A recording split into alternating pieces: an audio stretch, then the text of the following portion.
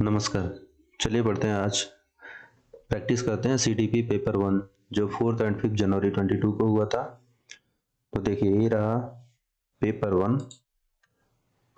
1 जो हुआ था 4 जन को। इसके 30 क्वेश्चन, फिर हम अगले 5th जन के 30 क्वेश्चन देखेंगे। तो चलिए, इसका पहला क्वेश्चन है, निम्नलिखित में से कौन सा स्थूल कौशल के उदाहरण। स्थूल कौशल मतलब वो होता है कि जो भारी भरकम कौशल होता है, जैसे पैर से करते हैं, हाथों से करते हैं, वही उंगलियों से करने वाला कौशल जो होता है वो स्थूल कौशल नहीं होता है, वो सूक्ष्म कौशल में आ जाता है। तो स्थूल कौशल में कौन सा, एक पैर पे संतुलन करना, ये सही होगा। और ये उंगली से करते हैं, मतलब उंगली दबाना, पन्ने पलटना, ये भी नहीं होगा। पेंसिल पकड़ना, ये भी नहीं होगा। इसलिए स्थूल कौशल का उदाहरण होगा एक पैर पे खड़े होना। दूसरा क्वेश्चन है, विकासात्मक परिवर्तन किसका परिणाम है। तो विकासात्मक परिवर्तन किसी व्यक्ति का केवल अनुवांशिक और पारिवारिक परिस्थितियों का अनूठा संयोजन है। बिल्कुल सही है। केवल सामाजिक बिल्कुल नहीं है, केवल व्यक्ति का अनुवांशिक, ना तो वंशानुगत और ना ही पर्यावरण, यानी कि पहला क्वेश्चन सही है। उसके बाद से 2 से 6 वर्ष की अवधि को क्या कहा जाता है। तो 2 से 6 वर्ष की अवधि को क्या कहा जाता है। जो शैशवावस्था होता है वो 0 से 2 होता है, प्रारंभिक बचपन होगा, मध्य बचपन नहीं होगा, किशोरावस्था नहीं होगा। ठीक। उसके बाद से 2 स्टेटमेंट दिए हैं। बोल रहा है कि शहरों में बहुत सारे बच्चों का खेल उन रियलिटी टीवी शो पर आधारित होता है जो वे देखते हैं। इन दिनों परिवार और साथियों के अलावा मीडिया बच्चों के सामाजिकरण का एक महत्वपूर्ण माध्यम बनता जा रहा है। तो बिल्कुल सही है, दोनों सही है। और जो 2 है वो एक की व्याख्या कर रहा है, क्योंकि बहुत सारे जो बच्चे होते हैं जो रियलिटी शो पे देखते रहते हैं, जो भी मूवी में दिखाया जाता है उसकी एक्टिंग करते हैं और उसी के अनुसार आपस में खेलते रहते हैं। तो वो भी एक समाज का, तो दूसरे वाले में क्या बता रहा है कि वो एक सामाजिकरण का महत्वपूर्ण माध्यम बनता जा रहा है। तो इसलिए ये उसकी व्याख्या कर रहा है। तो दोनों स्टेटमेंट सही हैं और ये इसकी व्याख्या कर रहा है। इसलिए इसमें क्या होगा, ए और आर दोनों सही है और आर ए की व्याख्या करता है, इसलिए पहला क्वेश्चन ऑप्शन सही है। बोल रहा है पियाजे द्वारा अधिगम को सुलभ बनाने के लिए निम्नलिखित में से कौन सा कारक महत्वपूर्ण माने जाते हैं। तो पियाजे की अधिगम को क्या बनाना है, महत्वपूर्ण बनाना है। तो शिक्षा की गतिशीलता, बिल्कुल सही है। विविध सामग्रियों का प्रावधान, ये भी सही है। मध्य स्तरीय नवीन अनुभव प्रदान करना, ये भी सही है। सकारात्मक और नकारात्मक पुनर्बलन निश्चित करना, ये भी सही है। मतलब क्या हो जाएगा, इस हिसाब से हमारा आप देख लीजिए सारा कौन सा सही होगा। तो क्वेश्चन नंबर मेरे नहीं, अगर इसमें देखें आप, ये देखिए, अगर मध्य स्तरीय नवीन प्रदान करना तो सही है, विविध सामग्रियों का प्रावधान भी सही है, शिक्षक की गतिशीलता भी सही है, लेकिन सकारात्मक, अच्छा है। ये देखिए, ये अगर नकारात्मक पुनर्वलन सुनिश्चित करना था तो नहीं होगा। ये भी सही होगा, ये भी सही होगा, ये भी सही होगा। ये नकारात्मक पुनर्वलन को सुनिश्चित करना, ये नहीं सही होगा। इसलिए ऑप्शन नंबर कौन सा, तीसरा सही होगा। इसमें थोड़ा सा ध्यान से देखा कीजिए। ठीक है, चलिए अब अगला देखते हैं। किस स्तर पर बच्चों में आसपास की दुनिया के बारे में एक जीववादी दृष्टिकोण होता है और वे मानते हैं कि पेड़ पौधे और चलते हुए बादलों और लुढ़कते पत्थरों की मनसाएं और इरादे हो सकते हैं। ये किस वाले में आ जाएगा, संवेदी चालक, पूर्व संक्रियात्मक, मूर्त संक्रियात्मक, अमूर्त संक्रियात्मक। तो ये होता है संवेदी चालक, तो होता है 0 से 2 ईयर, इसमें तो होता नहीं है। और ये इसी में कल्पनाशील ज्यादा रहते हैं, क्योंकि ये हम केंद्रित होता है और इसमें मानते हैं कि जो वो मान रहे हैं वो सही है।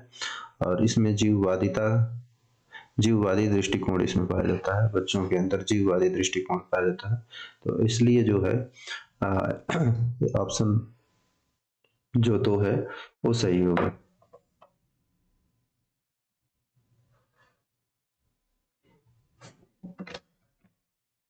चलिए अगला पढ़ते हैं। अगला है आपका,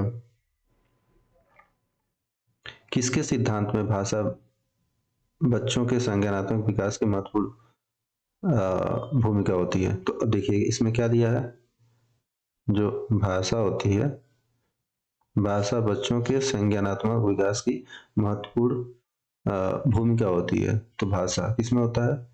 एल-वाइगोस्की में होता है। भाषा महत्वपूर्ण भूमिका होती है, एल-वाइगोस्की। उसके बाद से अगला क्वेश्चन, वाइगोस्की के अनुसार बच्चे किस प्रकार सीखते हैं? प्रतियोगिता द्वारा। बच्चे किस प्रकार सीखते हैं? प्रतियोगिता द्वारा,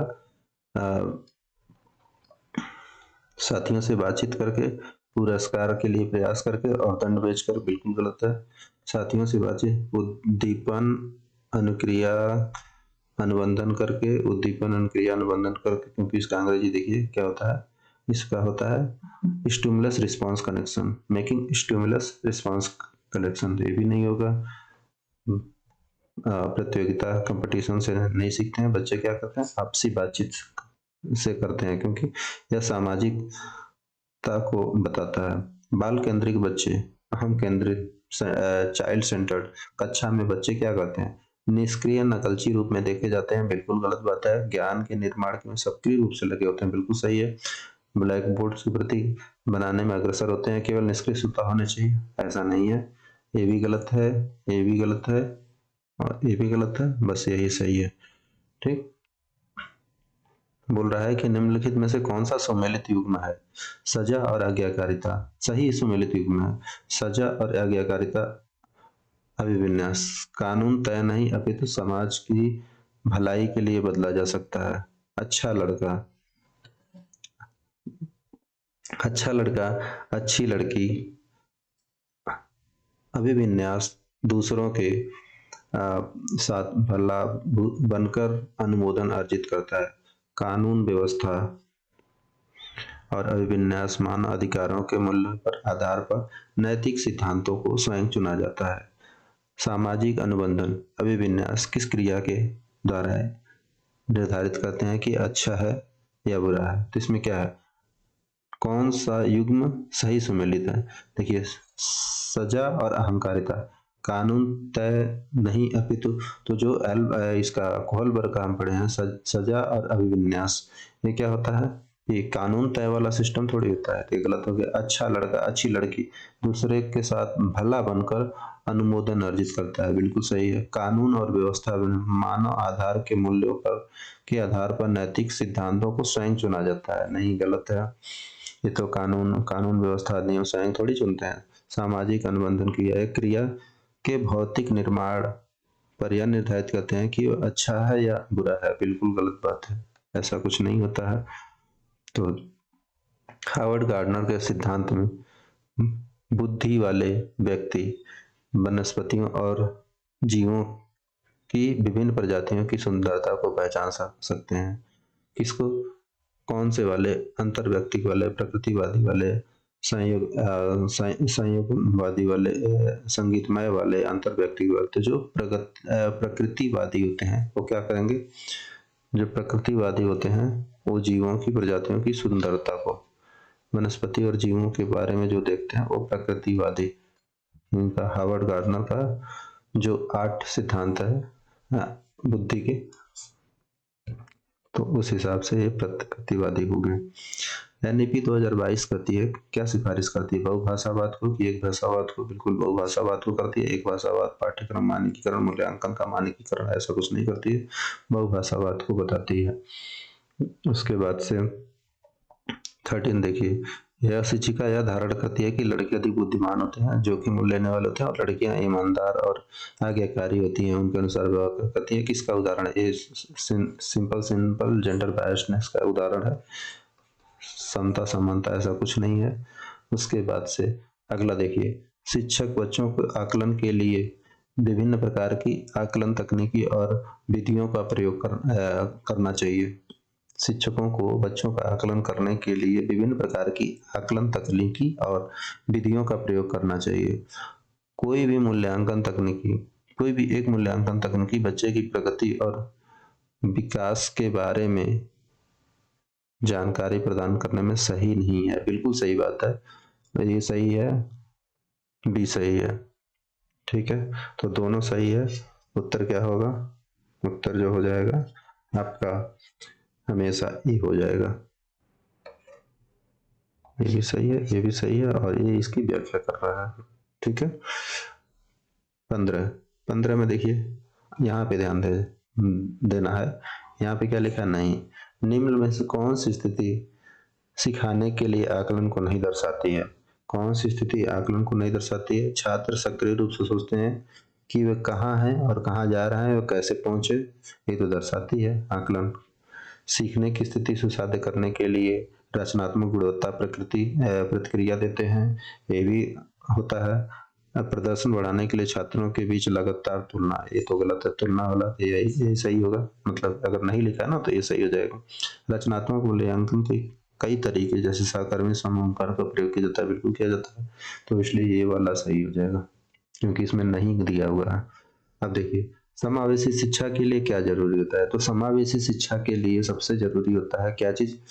लचीलापन शिक्षा शास्त्र, अगम्य इमारत, अनन्य मानसिकता, मानकीकृत पाठ्यक्रम। मानकीकृत पाठ्यक्रम तो बिल्कुल नहीं बताया जाएगा। Flexible pedagogies, incredible building, rigid mind set and standardised curriculum. तो इसमें पहला वाला ही हो जाएगा, लचीला शिक्षा शास्त्र, ये भी नहीं होगा। रिजिड और मानकीकृत स्टैंडर्डाइज्ड नहीं होता है। निम्नलिखित में से कौन सी दिव्यांगता सामाजिक सामाजिक संरचना और चुनौतियों का कारण बन सकती है? कौन सी दिव्यांगता सामाजिक संचार और चुनौतियों का कारण बन सकती है? अब कम्युनिकेशन का कारण बन सकती है, बताइए। आप लोग देख के बताइए, फिर हम बताते हैं। देखिए, सबसे ज्यादा सामाजिक संचार में जो सबसे ज्यादा प्रॉब्लम करती है वो होती है स्वलीनता या आत्म केंद्रियता, स्वलीनता। ठीक है, सामाजिक संरचना में चुनौतियों का कारण बनती है ये आत्म केंद्रियता। तो कि जो हम सोच रहे हैं वही सही है, बाकी और एक ऐसी भावना कब आ जाती है जब बंदे अकेले में रहते हैं, अपने आप में खोए रहते हैं और अपने आप में ही आत्म केंद्रित होते हैं, ऐसी भावना आ जाती है। ये कम्युनिकेशन, ये जो समाज को संचार में एक चुनौती का कारण बनती है। उसके बाद से आ जाता है निम्न में से कौन सी सुविधाहीन और वंचित बच्चों के वंचित समूह के शिक्षार्थियों को शामिल करने में मदद करता है? क्या चीज शामिल करने में मदद करता है? सुविधाहीन और वंचित समूह के शिक्षार्थियों को शामिल करने में मदद करता है। विविधता को महत्व, गैर प्रासंगिक पाठ्यक्रम, एक समूह की उसके अंदर मानकीकृत परीक्षण स्टैंडर्ड तो होता नहीं, विविधता के महत्व, यही सही होगा, विविधता के महत्व। ठीक है, गैर प्रासंगिक तो नहीं होना चाहिए। एक समूह की ओर, एक समूह को क्यों दिखाना है, सबको लेके चलना है, मानकीकृत स्टैंडर्डाइज्ड नहीं होना चाहिए, भैया एक ही तरीका है उसी तरीके से हम करेंगे, ऐसा कुछ नहीं होता है। अब देखिए अगला क्वेश्चन जो है 19th पे आ जाते हैं। 19th क्या कर रहा है कि सामग्री को कई तरीके से प्रस्तुत करने के लिए, सामग्री को कई तरीके से प्रस्तुत करने के लिए प्रस्तुत करने के प्रावधान के निम्नलिखित में से किसके समावेशन में मदद मिलती है? श्रवण बाधित, दृष्टि बाधित, अधिक कठिनाई महसूस करने वाले छात्र, गतिमान दिव्यांगता वाले छात्र। क्या होता है? ये सबके में सहायता करती है।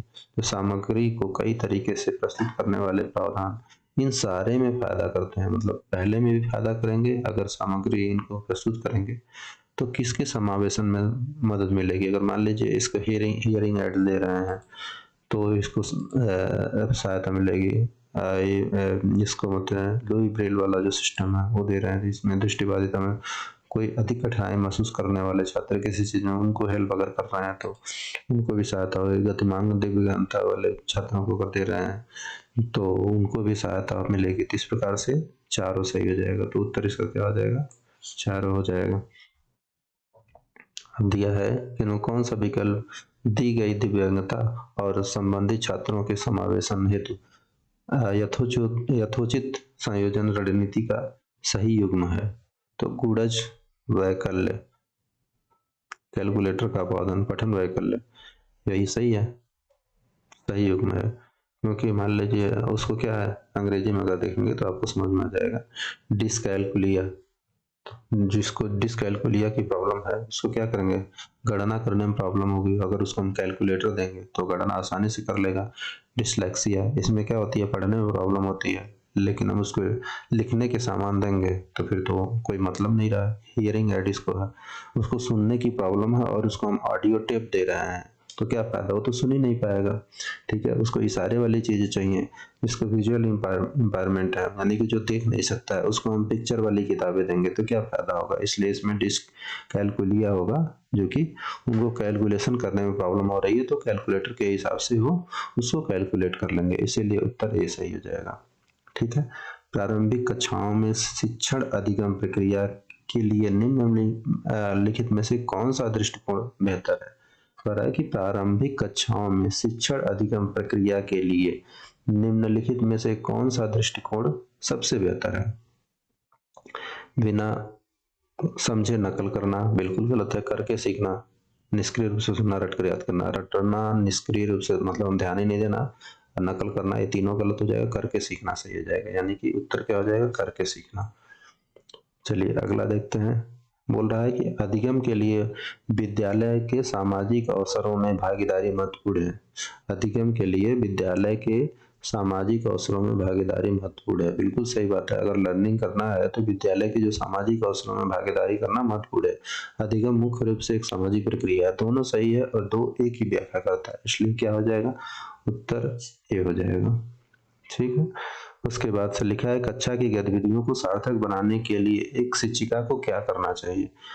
कक्षा की गतिविधि को सार्थक बनाना है तो उसे क्या करना चाहिए, असंबंधित खंडों में विभाजित करना चाहिए, उनके बारे में अस्पष्ट निर्देश देना चाहिए, अस्पष्ट देंगे तो कुछ मतलब नहीं है, संदर्भहीन देंगे तो उन्हें उचित संदर्भ में स्थित रखना, उन्हें उचित संदर्भ में स्थित रखना चाहिए। तो मेरे हिसाब से 23, अब इसमें देखिए क्या है, इसमें उन्हें उचित संदर्भ में रखना चाहिए, ये भी सही हो रहा है, लेकिन इसमें उन्हें असंबंधित खंडों में विभाजित करना चाहिए, ये ज्यादा सही लग रहा है मेरे हिसाब से। लेकिन उचित असंबंधो नहीं, ये उचित संबंध असंबंधित लिखा ना, असंबंधित नहीं होगा, ये संबंधित रहता तब सही होता। हाँ तो ये गलत है, कि अगर ये संबंधित खंडों में विभाजित करता है तब सही रहता है, ये संबंधित लिखा है यानी कि गलत हो जाएगा। उन्हें उनके बारे में अस्पष्ट निर्देश, बिल्कुल गलत बात है। संदर्भहीन तरीका, बिल्कुल गलत बात है। उन्हें उचित संदर्भ में रखना चाहिए, ये सही हो जाएगा। ठीक है, चलिए अगला है, ये बोल रहा है नहीं वाला सिस्टम। अभी देखिए सॉरी, नहीं वाला सिस्टम क्या कर रहा है, निम्न में से कौन सा शैक्षणिक पद्धतियां शिक्षण पद्धति प्रक्रिया में सकारात्मक योगदान नहीं देता है। आवश्यकता के अनुसार पाठ्यक्रम पाठ्य चर्चा अनुकूलन बिल्कुल योगदान देता है यार, ये तो होगा नहीं। छात्रों के लिए अनुभवात्मक शिक्षा, अनुभव से जो शिक्षा होती है ये भी करता है। कठोर शिक्षण ये नहीं देता है। ठीक है, पाठ्यक्रम नियोजन में नवाचार, उसमें हमेशा नवाचार होना चाहिए, मतलब कि नए नई चीजें पाठ्यक्रम में जुड़नी चाहिए, ताजी होनी चाहिए, ये तो करता ही है। ये कठोर शिक्षण नहीं देगा। देखिए, एक शिक्षक के द्वारा पढ़ाए जाने वाले विषय वस्तु को छात्रों के दैनिक जीवन के अनुभव से जोड़ना चाहिए। शिक्षक द्वारा पढ़ाए जाने वाले विषय वस्तु को छात्रों के दैनिक जीवन से जोड़ना चाहिए, बिल्कुल सही बात है। बच्चे स्कूल में जीवन के बहुत से महत्वपूर्ण अनुभव लेकर आते हैं जिस पर शिक्षिका को ध्यान देना चाहिए, बिल्कुल सही है। और ये इसको व्याख्या कर रहा है, इसलिए आंसर सही है। निम्नलिखित में से कौन शिक्षार्थियों को उनके सीखने में स्वयं का मूल्यांकन करने और उनकी समझ की जांच करने में मदद करता है। तो क्या हो जाएगा, विस्मरण, अनुकृति, अधिसंज्ञान, रटकर याद करना। अब ये तीनों का एसिमुलेशन देखिए, फॉरगेटिंग ये भी नहीं करता है, इमिटेशन और मेटाकॉग्निशन करता है, इमिटेशन नहीं करता है। कई चीज़ें जो नहीं समझ में आए वो उसको अंग्रेजी में देख लिया करें, तब समझ में आ जाएगा। मेटाकॉग्निशन अधिसंज्ञान, ठीक है। तो खुद की जांच, अनुकृति थोड़ी ना, इमिटेशन नहीं होता है, अनुकृति नहीं होती है, ठीक। अब उसके बाद से बच्चों में भ्रांतियां होना एक असामान्य, कैसे, सब चीज सामान्य है, अप्राकृतिक नहीं है, प्राकृतिक है, दुर्लभ नहीं है। बच्चों में भ्रांतियां होना अच्छी बात है, तभी तो बच्चे उससे सीखेंगे। कोई भी चीज बच्चे अगर सीख जाते हैं क्योंकि उनके अंदर अहम केंद्रित होता है, ईगोसेंट्रिक होते हैं शुरू में, वो जो सोचते हैं कि हम जैसा सोच रहे हैं सारी दुनिया वैसा ही सोचती है। जैसे कि अगर कोई चीज, अगर मिट्टी का खिलौना बना रहे हैं, उसको अगर लंबा कर रहे हैं, बढ़ता जा रहा है, तो उनको लगता है कि मिट्टी बढ़ रही है, ठीक है। तो इस तरीके से वो सोचते हैं, जबकि ऐसा होता नहीं है। तो ये सोचना तो कोई गलत बात नहीं है, सही है। चलिए अगला क्वेश्चन, एक विद्यार्थी जो अधिगम असहायता महसूस करता है, अब इसमें क्या लिखा है, अधिगम असहायता महसूस करता है, ठीक है। सीखने में बेहद उत्साह दिखाएगा, बिल्कुल नहीं दिखाएगा। महारत उन्मुख लक्ष्यों पर ध्यान देगा, महारत नहीं करेगा, ध्यान ही नहीं देगा। प्रदर्शन लक्ष्यों पर ध्यान देगा, बिल्कुल नहीं ध्यान देगा, क्योंकि वो तो असहज महसूस कर रहा है। गतिविधियों से अलगाव रखेगा, हाँ, अपने आप को अलगाव रखेगा। इसीलिए क्या करना है, अधिगम ऐसा महसूस करने वाले को हेल्प करना है, ठीक है। देखिए, निम्नलिखित में से कौन सा आंतरिक प्रेरणा का उदाहरण है। देखिए, इनाम जितना आंतरिक परिणाम नहीं आएगा, ठीक है। पुरस्कार जितना भी आंतरिक परिणाम, प्रशंसा के लिए आंतरिक परिणाम, लेकिन रुचि के कारण नई भाषा सीखना, ये आंतरिक प्रेरणा का उदाहरण हो जाएगा, ठीक है। लास्ट क्वेश्चन, अधिगम को प्रभावित करने वाले निम्नलिखित में से कौन सा कारक पर्यावरणीय कारक है। तो पर्यावरणीय कारक क्या हो जाएगा, प्रेरणा। देखिए, जो एटीट्यूड हो जाएगा, रवैया, ये तो पर्यावरणीय नहीं हो जाएगा। प्रेरणा, मोटिवेशन, एक पर्यावरण का कारण थोड़ी होगा। व्यक्तिगत लक्षण, किसी का पर्सनल उसकी क्वालिटी है, ये भी नहीं होगा। स्कूल हो जाएगा पर्यावरण का, क्योंकि यहाँ से ज्यादा प्रभावित होगा, ठीक है। तो इस प्रकार आपने देखा कि 30 क्वेश्चन जो 2022 में पूछे गए थे 4 जैन को, वो खत्म हो गए। अब अगला हम 30 क्वेश्चन देखते हैं जो 5 जैन को पूछे गए थे,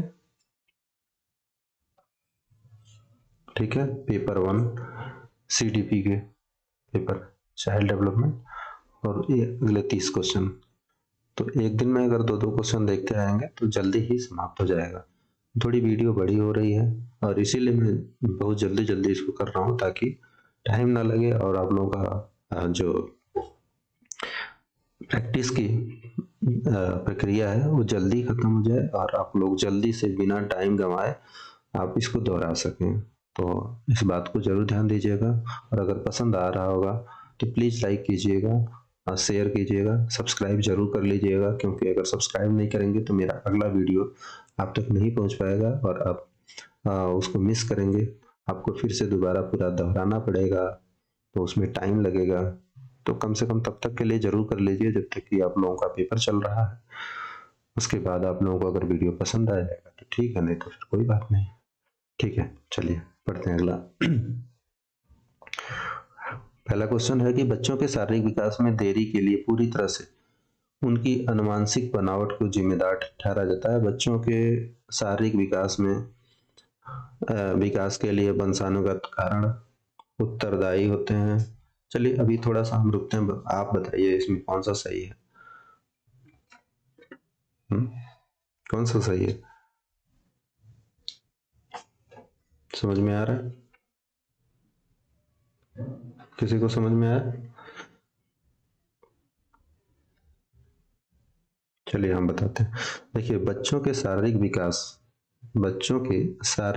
में देरी के लिए पूरी तरह से उनकी अनुवांशिक बनावट को जिम्मेदार ठहराया गया है।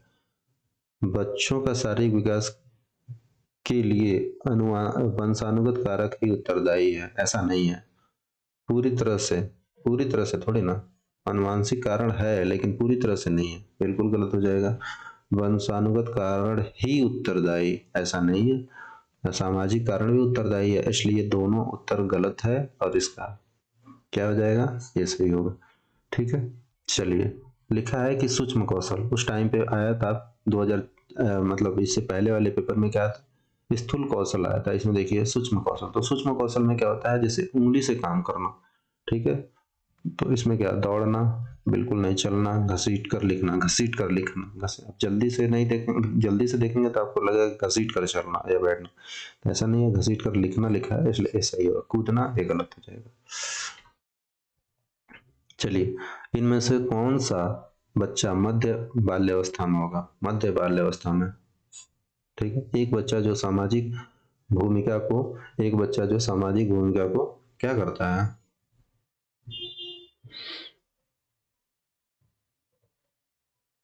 पेन भी तो है, सामाजिक भूमिका जो एक बच्चा जो सामाजिक भूमिकाओं की नकल करना शुरू कर रहा है, ठीक है। देखिए कौन सा वाला है, मध्य बाल्यावस्था है। ये क्या कर रहा है, बच्चा सामाजिक भूमिकाओं की नकल करना शुरू कर रहा है, नहीं ये तो प्रारंभिक में ही कर देता है, तो गलत हो जाएगा। एक बच्चा जिसने नियमों के अर्थ की समझ विकसित कर ली है और तर्क करता है, हाँ ये आ जाएगा। नियमों का अर्थ समझ लिया है और तर्क करना शुरू कर दिया है, ऐसा ही हो जाएगा। हाँ, एक बच्चा जो संभावित कारणों की परिकल्पना, ये तो इसमें थोड़ी आएगा, तो मध्य में नहीं आएगा, इससे ऊपर वाले में आ जाएगा। एक बच्चा स्थूल कौशल दिखाना शुरू कर रहा है, जैसे कि पेंसिल और अन्य वस्तु, ये तो प्रारंभिक वाले में आ जाएगा, यानी कि ये भी नहीं होगा, ये भी नहीं होगा और यही होगा, ये प्रारंभिक में आ जाएगा, ठीक। देखिए लिखा है कि फिल्मों में विज्ञान में जेंडर युक्त तरीके से बहुत से संकेत मिलते हैं या सामाजिकरण की। अब देखिए यहाँ से अगर आपको नहीं समझ में आएगा, क्या लिखा है, सामाजिकरण की संस्था के रूप में की भूमिका। अब यहाँ पे देखिए क्या लिखा है, प्राथमिक द्वितीयक। मीडिया आप समझ लीजिए, इसमें से कौन सा सही होगा। पहले देखिए मीडिया प्राथमिक है, नहीं, गलत।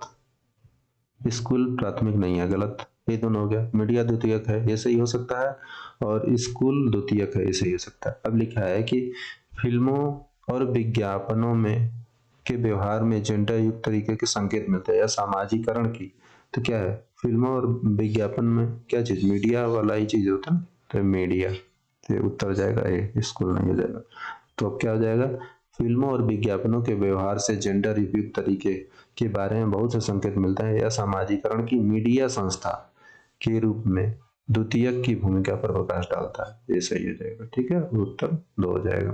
तो देखिए पूर्व संक्रियात्मक अवस्था में कौन सी संज्ञानात्मक क्षमता आती है, पूर्व संक्रियात्मक अवस्था में कौन सी संज्ञानात्मक क्षमता आती है। पूर्व संक्रियात्मक तो अमूर्त सोच तो आएगा नहीं, क्योंकि ये तो अमूर्त वाले में लक्ष्य निर्देशित व्यवहार, दूसरे की नजरिया लेने का क्षमता, परिकल्पना की सोच नहीं आती है। लक्ष्य निर्धारित व्यवहार, हाँ यही आता है, दूसरों की नजरिया लेने की क्षमता नहीं आती है, ये तो मूर्त में आ जाता है। और लक्ष्य निर्धारित, क्योंकि बच्चों को क्या लगता है कि मुझे खिलौना चाहिए, मतलब खिलौना चाहिए मुझे, बस मेरा खिलौना दे दो, मतलब वो क्या उसी के लिए रोते रहेंगे, ठीक है। तो लक्ष्य निर्धारित, उनको उनको लगेगा खेलना है तो खेलना है, मैं कुछ नहीं जानता, मुझे खाना चाहिए खाना चाहिए, तो लक्ष्य निर्धारित व्यवहार की क्षमता आ जाती है पूर्व संक्रियात्मक में, ठीक है। तो जो उत्तर हो जाएगा 5वां का 2 हो जाएगा। चलिए अगला पढ़ते हैं। पियाजे के अनुसार एक शिक्षक का क्या होना जरूरी है, गतिशील और लचीला होना जरूरी है, बिल्कुल सही बात है। अनन्य, संरचित और अनन्य, अनन्य क्या अंग्रेजी क्या होता है देख लेते हैं। स्ट्रक्ट एंड रिजिड, रिजिड नहीं होना चाहिए, बिल्कुल गलत बात है, रिजिड नहीं होना चाहिए। पारदर्शी, सहानुभूतिपूर्ण, सहानुभूति किस लिए दिखाना, सहानुभूति थोड़ी ना, बच्चे तो अच्छे ही होते हैं। यांत्रिक और व्यवहारवादी नहीं होना चाहिए, यानी कि मैकेनिकल और बिहेवियरिस्टिक नहीं होना चाहिए, मशीन थोड़ी है बच्चे, ठीक है। तो इसको क्या होना चाहिए, लचीला और होना बहुत जरूरी है, ठीक है। एल वाइगोस्की के विचार में संज्ञान भाषा से स्वतंत्र है, ऐसा नहीं है, ठीक है। क्या चीज है, संज्ञानात्मक विकास भाषा के विकास को निर्देशित करता है, ये सही है। या नहीं, निर्देशित नहीं करता, बिल्कुल नहीं, गलत, निर्देशित कहाँ करता है, सुगम बनाती है। भाषा संज्ञानात्मक विकास को सुगम बनाती है, संबंधित नहीं है, ऐसा कुछ नहीं है, स्वतंत्र है ये भी नहीं है, ठीक है, ये भी नहीं है, यही सही होगा ये वाला, ठीक है। चलिए अगला, एल वाइगोस्की के अनुसार निम्नलिखित में से कौन से कारक बच्चों के संज्ञानात्मक विकास को सुगम बनाते हैं। तो संज्ञानात्मक विकास कर रहा है लड़का, उसको सुगम बना रहे हैं कौन से, सामाजिक सांस्कृतिक उपकरण, बिल्कुल सुगम बनाएंगे। सांस्कृतिक उपकरण, सांस्कृतिक उपकरण सुगम बनाएंगे। सांस्कृतिक उपकरण नहीं, कल्चरल वाले थोड़े ना, संज्ञानात्मक सामाजिक संपर्क, ये सही बनाएंगे। ठीक है, बैलेंस भी सही बनाएंगे, ये नहीं बनाएंगे, यानी कि 2 और 3, 2 और 3 उत्तर ये हो जाएगा। चलिए, एक बाल केंद्रित मतलब चाइल्ड सेंटर्ड कक्षा में अधिगम क्या करता है? लर्निंग उद्दीपन प्रक्रिया संघों के युग्म द्वारा होता है, पुरस्कार दंडों पर निर्भर है, शिक्षा शास्त्रों द्वारा सह निर्मित, शिक्षक और छात्रों द्वारा सह निर्मित है, पूरी तरह से शिक्षक पर निर्भर है और छात्रों की भूमिका निष्क्रिय है। बिल्कुल गलत बात है, यही सही होगा। ठीक, ये भी नहीं है, पुरस्कार दंड तो होता नहीं है, उद्दीपन स्टिमुलेशन होगा नहीं। लॉरेंस कोहलबर्ग के अनुसार, लॉरेंस कोहलबर्ग के अनुसार क्या चीज है? नैतिक विकास के सिद्धांत के किस चरण में बच्चे दूसरे की इरादों की अपेक्षा इसके बजाय अधिकार और नकारात्मक परिणामों के डर पर ध्यान केंद्रित करता है? डर पर मतलब चाहे कुछ भी हो जाए भैया, पिटाई हो जाएगी, हमें उससे बचना है। ठीक है, तो सजा और आज्ञाकारिता अभिविन्यास यही होता है, पनिशमेंट एंड आज्ञाकारी। ठीक है, इसी वाले में होता है। ठीक है, ओबीडियंस। बाकी 3 नहीं सही होंगे। हार्वर्ड गार्डनर के सिद्धांत में सोच को व्यक्त करने के लिए धारा प्रवाह और लचीले ढंग से भाषा का उपयोग करने की क्षमता। हार्वर्ड गार्डनर के सोच को व्यक्त करने के लिए धारा प्रवाह और लचीले ढंग से प्रयुक्त करने की उपयोग करने की क्षमता बुद्धि की विशेषता है। क्या है? भाषा को व्यक्त कर रहा है, उपयोग करने की क्षमता तो भाषा ही हो जाएगी। प्रकृतिवादी तो ये हो जाएगा, जब किसानी वाला स्थानिक तो होगा नहीं, अंतर व्यक्तिक नहीं होगा। ठीक है, इसको आप लोग ये वाला जो हार्वर्ड गार्डनर के जो सभी भाषाएं हैं इसको पढ़ लीजिएगा, क्योंकि इससे क्वेश्चन हर बार देखिए दे रहा है। उसके बाद अगला देखिए, सबसे पहले पढ़ने से पहले देखिए इसमें दिखा है नहीं, ये ध्यान देना। निम्नलिखित में से कौन सी रणनीति कक्षा में व्यक्तिगत मतभेदों को पूरा करने के लिए प्रभावी नहीं है? प्रभावी नहीं है, व्यक्तिगत मतभेद को पूरा करने में प्रभावी है। पहले सोचिए, अपने मौखिक और गैर मौखिक संचार पर विचार, मतभेदों को पहचाने और सम्मान करें, नहीं ये तो प्रभावी है। विविध शैक्षणिक मतभेदों का प्रयोग करें, विविध शैक्षणिक मतभेदों का प्रयोग करें, बिल्कुल शैक्षणिक मतभेदों का प्रयोग करें, यही होगा। मतभेदों का प्रयोग ठीक करना है तो सही है। मौखिक और गैर मौखिक संचार पर विचार करें, ये भी ठीक है। तो मेरे हिसाब से तीसरा गलत, तीसरा ही, क्योंकि नहीं दिया है तो नहीं के लिए तीसरा सही होगा। ठीक, तो 12 का तीसरा। चलिए अगला पढ़ते हैं, तीसरा है,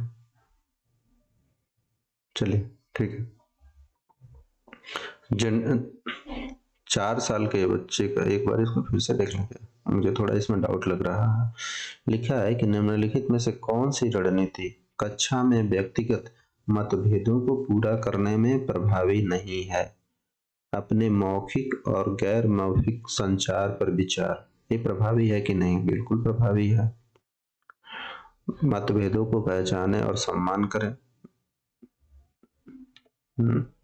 मतभेदों को पहचाने और सम्मान करें, ये कैसा रहेगा? 13th का मतभेदों को पहचाने और सम्मान करें, हाँ ये भी तो गलत नहीं, हाँ सी सही होगा, सी ही सही होगा, पक्का है।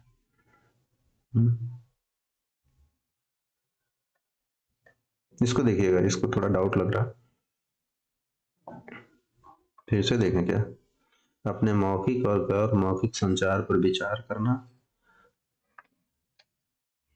छात्रों की कमियों को पहचान, प्रभावी नहीं है। अगर मान ले यहाँ पे इसको भूल जाए, लिखा हो कि कौन सी रणनीति, उसको हम उल्टा कर देंगे, समझ में नहीं आ रहा तो कौन सी रणनीति कक्षा में व्यक्तिगत मतभेदों को पूरा करने में, व्यक्तिगत मतभेदों को पूरा करने में प्रभावी है? व्यक्तिगत मतभेद पहचाने और सम्मान करे तो प्रभावी हो जाएगा। ठीक है, अपने मौखिक और संचार पर विचार करें, प्रभावी हो जाएगा। छात्रों की कमियों को पहचाने और ठीक करें, तो ये तो मतभेद और मतभेद को बढ़ा देगा, यानी कि ये तो मतभेद को बढ़ा देगा, ये सही नहीं होगा। फिर विविध शैक्षिक मतभेदों का प्रयोग करें, ये भी सही होगा, यानी कि उत्तर हो जाएगा ये, सॉरी ये नहीं होगा, ये भी नहीं होगा, तो उत्तर हमारा हो जाएगा नहीं के परिप्रेक्ष्य में ये सही हो जाएगा, यानी कि डी सही हो जाएगा। ये भी नहीं सही होगा, ये भी नहीं सही होगा, ये भी नहीं सही होगा। ठीक है, चलिए अगला देखते हैं। 4 साल के राहुल को गुड़िया का उपहार मिलने पर वो बोला मैं इसका क्या करूंगा, लड़के गुड़िया से नहीं खेलते हैं, मतलब जेंडर, ये क्या है, जेंडर बैशनेस है। ठीक है, जेंडर रूढ़िवाद नहीं है।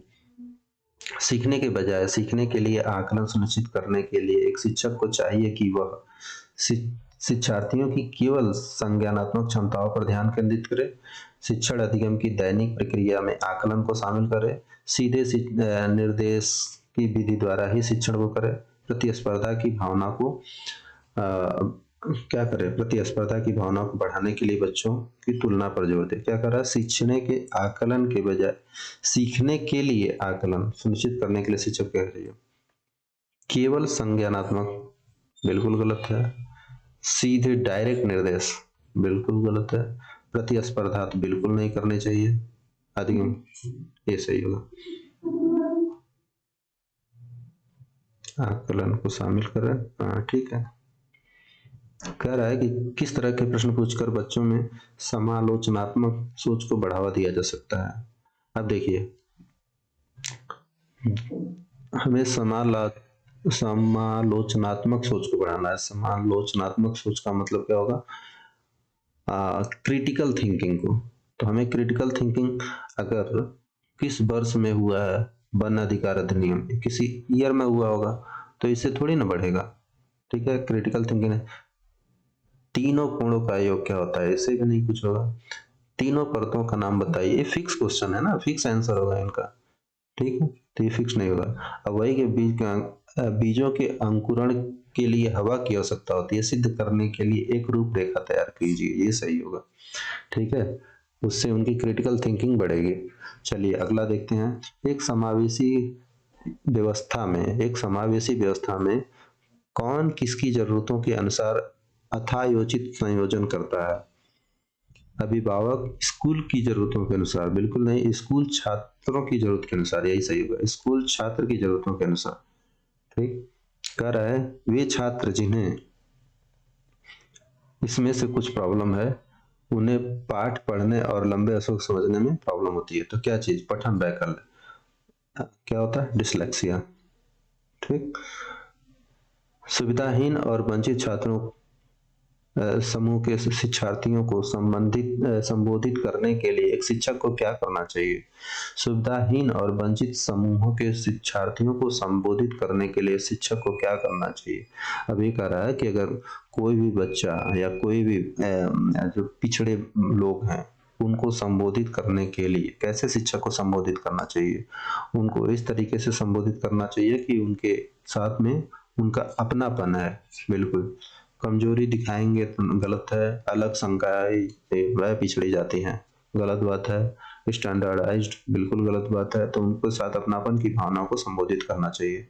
देखिए, विविध आवश्यकताओं वाले शिक्षार्थियों की कक्षा में शिक्षक को निम्नलिखित के लिए विकल्प उपलब्ध नहीं करने चाहिए। विविध आवश्यकता वाले शिक्षार्थियों वाली कक्षा में शिक्षक को निम्नलिखित के लिए विकल्प उपलब्ध नहीं कराना चाहिए। किसके लिए, रूढ़िवादिता के लिए विकल्प नहीं उपलब्ध कराने चाहिए थे। ठीक, कर रहा है एनईपी 2000 बढ़ावा नहीं देता है, किस चीज को बढ़ावा नहीं देता है। देखिए, उपयुक्त इमारती ढांचा को बढ़ावा देता है, एक शिक्षा और निजी शिक्षा को बढ़ाता है, अनिवार्य विशेष शिक्षा को, उपयुक्त ढांचा को थोड़ी नहीं बढ़ावा देता। उपयुक्त तकनीकी सुविधा तो होनी चाहिए। अनिवार्य विशेष शिक्षा गलत, तीसरे को नहीं देता है। ठीक है। हाँ चलिए 21 क्या कर रहा है, बच्चे किस तरह सीखते हैं, पढ़कर सीखते हैं, सुनकर सीखते हैं, देखकर सीखते हैं, क्रिया करके सीखते हैं। तो चारों तो करते ही हैं, सुनकर भी, देखकर भी, क्रिया करके भी, तो चारों हो जाएगा। ठीक है। उसके बाद से 22 में लिखा है कि यह महत्वपूर्ण है कि विद्यार्थियों को अपने स्वयं के अधिगम पर कुछ नियंत्रण करने की अनुमति दी जाए। ठीक है। स्वयं पर, स्वयं के अधिक कहाँ आ गया, माउस ही नहीं पता। हाँ इधर है, स्वयं के अधिगम, अपने स्वयं के अधिगम पर कुछ नियंत्रण करने की अनुमति दी जाए। अपने अधिगम पर नियंत्रण करने के विद्यार्थियों को निर्णय लेने में मदद मिलती है, क्या सीखना है, कैसे सीखना है, बिल्कुल सही। और इसकी व्याख्या का फैसले उत्तर ये हो जाएगा। 23 नंबर, एक शिक्षक को उन गतिविधियों को बढ़ावा देना चाहिए जो अस्पष्ट हो, बिल्कुल नहीं, अस्पष्ट वाला सांस्कृतिक रूप से नहीं, सांस्कृतिक रूप से अत्यंत जटिल, अर्थहीन। सांस्कृतिक रूप से उन गतिविधियों को बढ़ावा देना चाहिए ना जो अस्पष्ट हो, सांस्कृतिक रूप से, सांस्कृतिक, कल्चरली एक्सट्रीमली कॉम्प्लेक्स।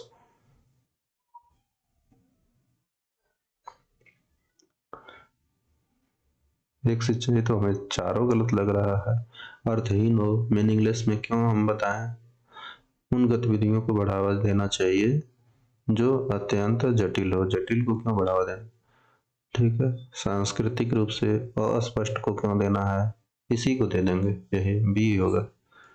ठीक है, क्योंकि सारे क्वेश्चन तो ये भी हमें गलत ही लग रहा है, लेकिन इन चारों में ये थोड़ा सा सही है। ठीक है, तो 23 का बी हो जाएगा। चलिए 24, एक शिक्षक को ऐसी गतिविधियों की रूपरेखा तैयार करनी चाहिए जो किसको, निराशा को बढ़ावा दे, बिल्कुल नहीं, अभिसारी को, अपसारी को दे, कौन सा है, डाइवर्जेंट थिंकिंग को बढ़ावा दे। ठीक है। समकालीन सिद्धांतों के अनुसार सीखना प्रारंभिक रूप से कौन सी, व्यवहारवादी है कि सामाजिक है, सीखना प्राथमिक रूप से सामाजिक गतिविधि है, ना कि व्यवहारिक है। देखिए, एक शिक्षक छात्रों के बीच समस्या समाधान निर्धारित करने के लिए, एक शिक्षक के समस्या समाधान निर्धारित करने के लिए क्या करता है, रणनीतियों के विकास सुविधा प्रदान की जाती है, समस्या समाधान रणनीतियां अधिगम में सुधार करती है, समालोचना चिंतन को बढ़ाती है, बिल्कुल सही बात है, ये भी सही हो गया, ये इसकी व्याख्या कर रहा है, तो उत्तर हो जाएगा ये। ठीक। चलिए अगला, छात्रों के बीच भ्रांतियों को महत्वपूर्ण है, छात्रों के बीच भ्रांतियों को निर्मित करना, पहचानना महत्वपूर्ण है। अंधे जो भी भ्रांतियां, उनको पहचानना, अनदेखा कर देंगे तो फिर लड़के गलत ही याद करेंगे, उनको पहचानना महत्वपूर्ण है। छात्रों में भय का भाव अधिगम को काफी सुधारता है, बिल्कुल बात है, गलत बात है, हानिकारक है, सही है, अधिगम के लिए आवश्यक है, कोई प्रभाव नहीं डालता है, गलत है, 2 नंबर होगा। ठीक है।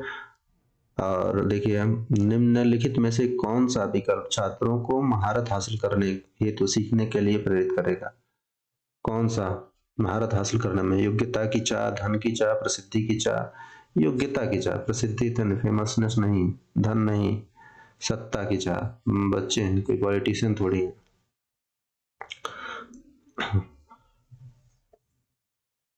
और उसके बाद से अर्थपूर्ण अधिगम को सुसाध्य करने के लिए एक शिक्षिका को क्या करना चाहिए। देखिए उसने क्या बोला है, अर्थपूर्ण अधिगम को सुसाध्य करने के लिए एक शिक्षिका को क्या करना चाहिए, सहयोग को हतोत्साहित करना, बिल्कुल नहीं, प्रतिस्पर्धा बिल्कुल गलत बात होती है, रटने पर नहीं, तो कि समझ को महत्व देना है, इसको सही होना।